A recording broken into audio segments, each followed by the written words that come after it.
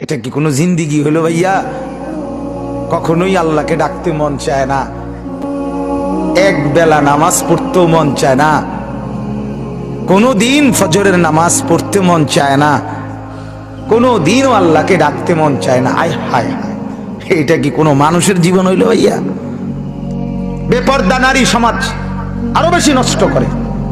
যে মেয়েটা বেপর্দা হইয়া অসংখ্য যুবককে নিজের শরীর দেখাইল, আল্লাহর কসম এই সমস্ত যুবকের গুনার সমপরিমাণ পীড়া ওই নাফরমান মেয়ের কাঁধে উঠবে, মহিলার কাঁধে উঠবে, কোনো সন্দেহ। এটা কি কোনো জিন্দিগি হলো ভাইয়া?